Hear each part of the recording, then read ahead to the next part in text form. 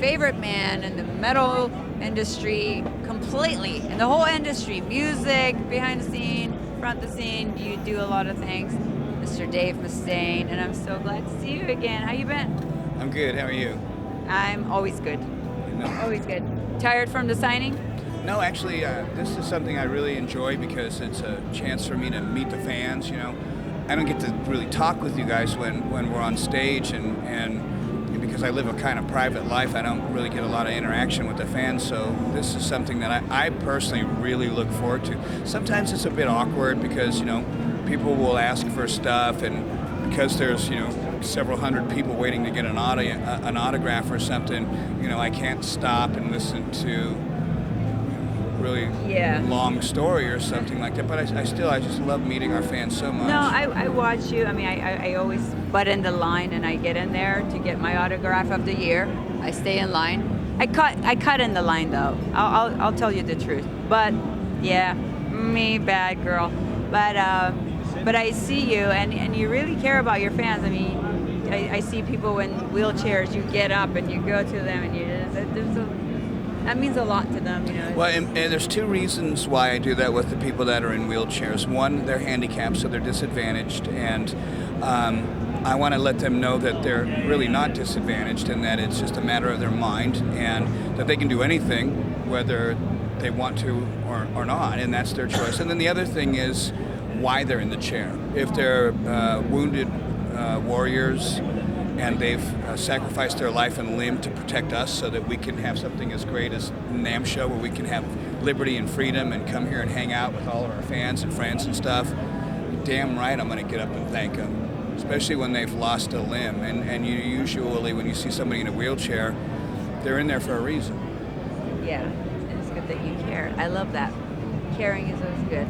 Well, yeah, and you know, it's so weird because in the industry right now, it's like, you know, we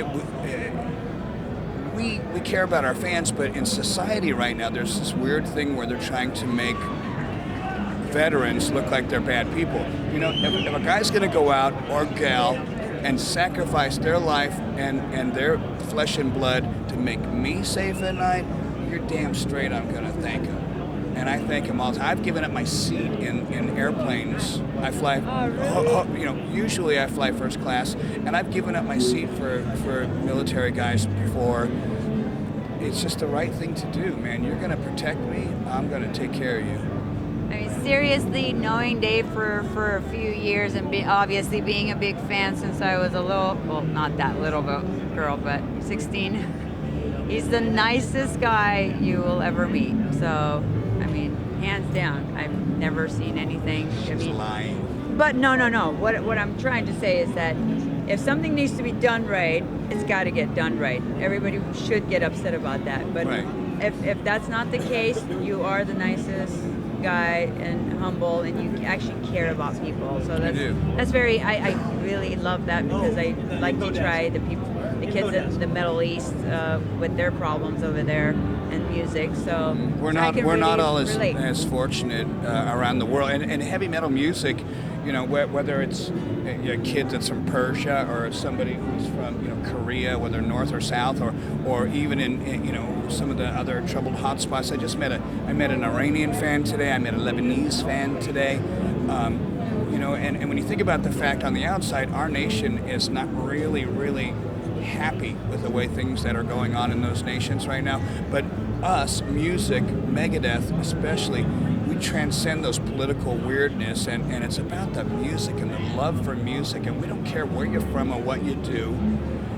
We just have that bond, because heavy metal is such an important thing. It's a community. I mean, you know, when you listen to... It's my life. Yeah, when you hear a song and it resonates inside, it feels good. You know, when I get upset, I want to listen to great songs. When I get happy, I want to listen to great songs. It's not like, you know, I'm bummed and I go put on the TV or something, or like I'm really excited. I always say that to my friends. I'm like, when you're upset and you're down, don't put something like that would make you... It's going to make it worse. Like, yeah. Get something uplifting that would give you power. Right. And metal music does that. Exactly. It's very, very important. I'm going to give you a very short story that's off topic, by the way. I went to the Middle East, and we had a festival, a short festival there, that a lot of the bands that can't play in their own countries came out. and I was wearing your wristband, and the look on everybody's faces, that how much hunger they have for metal, and they got nothing over there. When I was like, this is mine, but you know what, guys? I'm going to give this to you guys by the end of the show. And I kid you not, there was a war going on when I threw that out there. For 20 minutes, people were on top of each other, kicking each other's ass, and security had to come and rip it into 3 pieces and give it to the guys. And I saw those guys for 2 weeks that I was there, and they were all wearing ripped up parts of your wristband. This is how I want to tell you how appreciated you are everywhere around the world. That's great to hear. Because some days that you wake up in the morning, you don't really feel great. You kind of wonder if you matter. There's times where you kind of look in the mirror and you think, am I getting old? And do people care? Can I make a difference? Am I important? Age doesn't matter. It's what you think. Yeah, That's what I think. But see, the thing is then you get something really rewarding like this, like some of the people we saw today, and it's like, don't listen to the little voices in your head. Listen to your heart.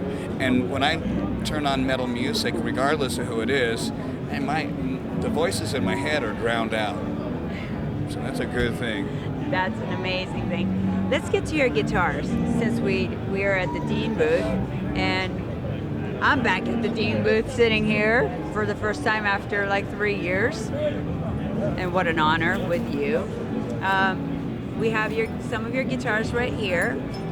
So you want to pick out your maybe favorite one and show it to us. Out of these 3? Yeah, out of those 3. That's the one. This one by far is the guitar that has my eye right now, because there's a couple of classic photos. That's the 0, right? Yeah, there's a couple of classic photos of me back when I was in Metallica, and it shows me with this and with another guitar.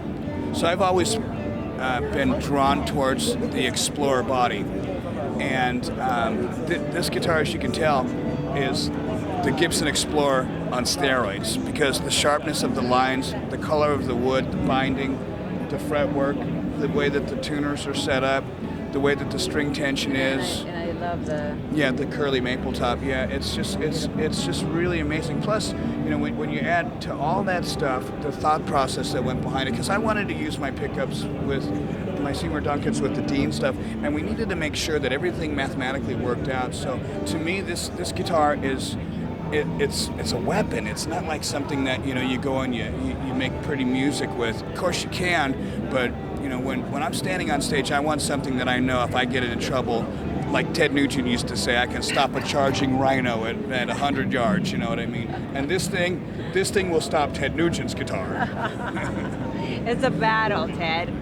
No. Let's compare guitars. No, I'm just kidding. Yeah. I'm just kidding. No, but I really love that. And what was the changes that's been done to this model this year? The length of the fretboard is different from the Gibson or from the Explorers that they make, or from the Ibanez Destroyer. The points on the body is a lot more extreme. Body's a little different. The playing of the neck, because it's got jumbo frets, because of the scallop of the back of the neck, because of the width of the neck, for me it's a little bit easier to play. Some guitars, when they try and make the neck narrow, your fingers will get, it's like a traffic jam, especially if you're playing as fast as I do. I guess that's true. I don't play, but I can see that. Yeah, see, and if the neck's a little wider, you kind of have a little bit more space to put your fingers, but when it starts getting smaller, it starts getting more complicated. And the other thing, too, is that if you look at this particular, if you want to look up the neck here, these frets here are jumbo frets. And I like the jumbo frets because it's a lot easier when you're playing. If sometimes you misfret, the frets will save you. For me, because I've had all the nerve damage in my hand, this finger's still half numb. This finger's still about a quarter numb. So sometimes when I'm going to fret, this finger won't go exactly where I want it to. But because of the way that this neck is set up, the comfortability and the scallop on it, and the fact that it's got the jumbo frets on it, I can almost misseat the note, and it will land properly because of the way that it's structured. So it's a little more forgiving than most guitars, which I know a lot of people will say that's not true, but you know what?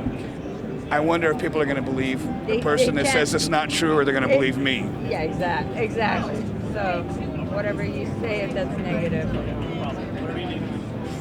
whatever. Well, we love all that stuff.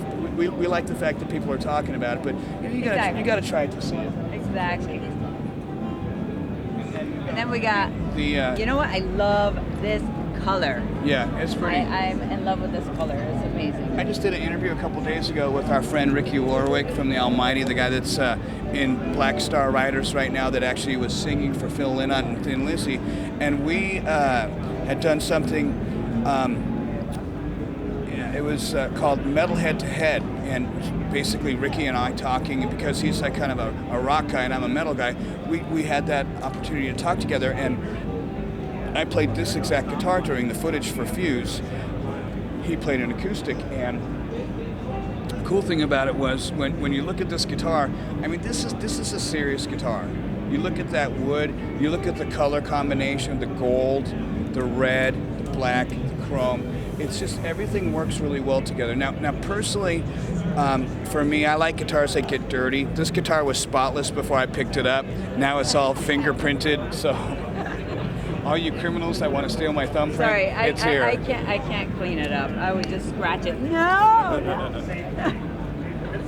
I can't. Yeah, but this guitar. But the color is amazing. I mean, like I said, I'm not a guitar player, so I don't know. The technical parts is his thing. The beauty part of it is what catches my eye is the color. And you know, The the other body thing is too, beautiful. if you look at the back of the headstock right there, you see it says 1 of 50. So this is definitely numero uno of this run, and the cool thing too is that for us, we're not trying to sell 1 million guitars, although you know most guitar companies that's their goal. For Dean, for Dave Mustaine, for our line, it's all about the quality and the reliability. And I've said this before, and I'll say it again. The most important things about an endorsement is the product's good, the service is good, and that they treat you right. Even if you're a person who is a beginning guitar player and you've bought your guitar from Guitar Center, what you can rely on, and I'm giving you my personal word on this because I've had to deal with this myself. When you buy a Dean guitar, if something's wrong with it and you send it back to the factory, you're gonna get it back and it's gonna be fixed. They're not gonna take your guitar and sit on it for 6 weeks and send it back and there's gonna be glue all over it, or some guy fixed it that doesn't know anything about guitars. I've been to the factory. End up ruining it while you're on tour, which is a really bad thing. Yes, and the other thing too is most guitar players, they know their guitars better than they know, in some situations, their own homes that they live in, you know, their own cars, their own family. Well, you guys are basically attached. Yeah. That's part of your body. That's what I try to tell like the newer bands that are coming up. I'm like, look, I know you think you're great, but that should be a part of like the extension of your body. Absolutely. It needs to be in your hand all the time if you want to become great. Like that's you. Right. So, right. For some people, I don't practice. My problem with guitar playing is that when I pick up the guitar, I write, and because I'm not ready to record all the time, I'm afraid to pick the guitar because as soon as I pick it up, I start writing, and those songs are gone forever if I don't do it. Somebody just asked us during the meet and greet how much I practice a day, and he said I practice 4 hours a day, and I said that's 4 hours more than I do. You know, and he was like, oh, and I said, ask her. I said, you know, ask Lisa, my assistant. I don't practice. We warm up before we go on stage, and that's it. But the thing is, if you have a guitar like this, or any of the Dean guitars, and the quality's right, you don't have to work as hard. Some guitars, you're gonna wrestle with them, and it's just there's no two ways about it. I remember getting a guitar sent to me from one of the guitar companies that I looked at after I had left Jackson. And they sent me a guitar. I took it out of the box, strummed a chord, the E string popped off. And I called the guy back up and I said, what's up with this guitar? And he said, well, we're leaving that up to the artists to set up. And I felt like saying, wait a minute, what? You think I set up my own guitars? I mean, not that I can't, but the point is that to expect somebody to get a guitar, take it out of the box, and set it up? What if you don't know how to set it up? And bottom line is, you want it ready. You want it ready. It's not like, okay, the house is on fire, and here's your assemble it yourself fire hydrant. Go see what you can do about it. It's burnt down already. I can't do anything about it. Here's a life raft, but you need to fill it up yourself. The black and silver. Sunburst. It's a model that we've had before. It's very popular. As you can see, again, it's one of the signature models. And the cool thing about these signature models is that's it. When it's done, it's done. We really have been protecting the product line with not having a whole glut of guitars made. We don't have guitars made that are cheaply assembled for the profit, which a lot of guitar companies do. As you can see, this is a neck through the body. Silver and black because even though it's painful, I'm a Raiders fan. So, all my cars are silver and black, and it just kind of reminds me of being a football sufferer. Peyton Manning. That is awesome. Thank you for being here. I went to as many shows as I possibly could in 2013 to see you guys, and every single show was amazing, of course. And it's fantastic. It's just Megadeth is one of my all-time favorite bands in the world, and is for more than one or two reasons. It's just good people, good crew, just good friends, and I love them, and the music just you end up leaving happy. Amazing. It helps you get out of it. Especially one thing that I really thank you for, you guys, for putting that on the set, which has nothing to do with me, is Prince of Darkness, the opening that was on the shows. That was that really made me happy, because I've been to many Megadeth concerts ever, and this was the first time, and I was like, well, how come they never play that, or they never, and then it comes on, and I almost passed out just because of just hearing the song. So always a pleasure. Anything for 2014 you would like to tell your fans? Well, we've got the symphony that's coming up April 12th. It's by the time you see this, it'll be sold out, but there will be more symphonies in the future, which is really amazing. Dean Guitar has made a unique guitar for me that looks like a copy of a Stradivarius violin that had a baby flying bee. Right, and it's a Strata VMNT. And it's an amazing guitar. I'll be playing with the Symphony in San Diego on the 12th, and there's a couple other things that we're discussing right now, but until it happens, it's kind of like just talk. We're leaving in 2 weeks for Australia to do a huge tour down the South Pacific, New Zealand, Australia. Actually, we're going back to Kuala Lumpur, which they banned us in because some dumbass had a satanic ritual down there and killed somebody and spray painted Megadeth on the wall with Slayer, and it's like, I can see you putting some other bands out there, but don't put our name up there. So we got banned there. Don't dirty up something that's not dirty. So they released the ban on us, and we're going back to Kuala Lumpur, and I'm excited. We've got a couple shows in Indonesia, got a couple shows in Japan coming up. So pretty much for the U.S. kids, we got to wait for a while till next you year. Guys are back. We're going to take this year off. We're going to be recording at the end of the year, and then 2015. Guys. Well, you know what? We've toured a lot in the States this last 2 years. Yes, you did. And it's time for us to take some time off, make a new record.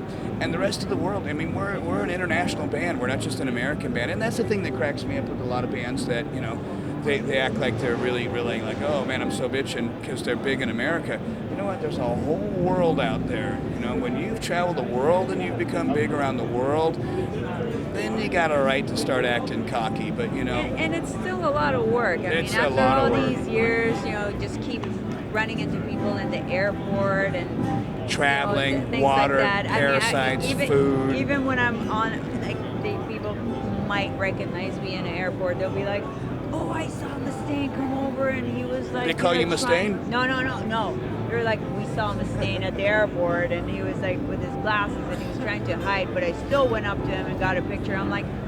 Yeah, that's the funniest thing. I try and hide. I wear sunglasses and a beanie, and they still know me. But he's nice enough. He does take the pictures and doesn't blow them off. So thanks for everything. Thanks for being you. I mean, you're just such an inspiration. You're welcome. For me and for billions of people, I can say.